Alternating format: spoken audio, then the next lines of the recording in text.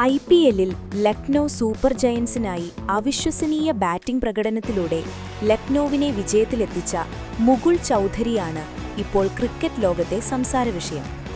വിജയം അസാധ്യമായിരുന്ന സാഹചര്യത്തിൽ മുകുൾ നടത്തിയ ഒറ്റയാൾ പ്രകടനമായിരുന്നു ലക്നൗവിനെ വിജയത്തിലേക്ക് നയിച്ചത്. ക്രിക്കറ്ററായുള്ള തന്റെ യാത്ര തന്റെ ജനനത്തിനു മുൻപേ തുടങ്ങിയതാണെന്നാണ് മുകുൾ ചൗധരി പറയുന്നത്. എന്റെ ക്രിക്കറ്റ് യാത്ര തുടങ്ങിയത് ഞാൻ ജനിക്കുന്നതിനു മുൻപേയാണെന്ന് പറയാം. അതിന്റെ പിതാവിലൂടെ തുടങ്ങിയതാണ്.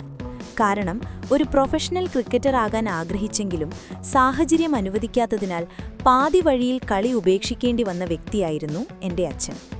എന്നെ ഒരു ക്രിക്കറ്റർ ആക്കുക എന്നത് അച്ഛന്റെ സ്വപ്നമായിരുന്നു, മുകുൾ പറഞ്ഞു.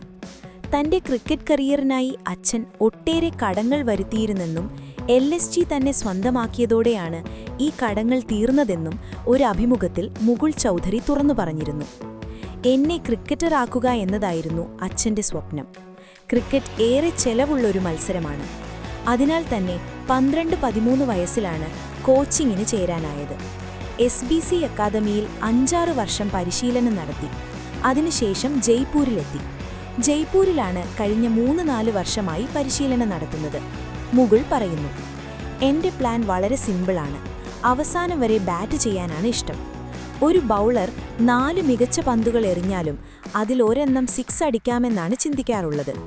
ചെറുപ്പം മുതൽ 6കൾ പറത്തുന്നതാണ് ശീലം. വിക്കറ്റ് കീപ്പർ താരമായ മുകുൾ ചൗധരി രഞ്ജി ട്രോഫിയിൽ രാജസ്ഥാൻ റോയൽസിലാണ് കളിക്കുന്നത്. അണ്ടർ 23 തലത്തിൽ സയ്യിദ് മുഷ്താഖ് അലിയിൽ താരം നടത്തിയ പ്രകടനമാണ് മുകുളിനെ ലക്നൗവിലെത്തിച്ചത്. 2025-26 സയ്യിദ് മുഷ്താഖ് അലി ട്രോഫിയിൽ 198.85 സ്ട്രൈക്ക് റേറ്റിൽ 173 റൺസ് താരം നേടിയിരുന്നത്. ഇതിനു പിന്നാലെയാണ് താരം 2025-ലെ മെഗാ താരലേലത്തിൽ 2.60 കോടിക്ക് ലക്നൗവിലെത്തിയത്.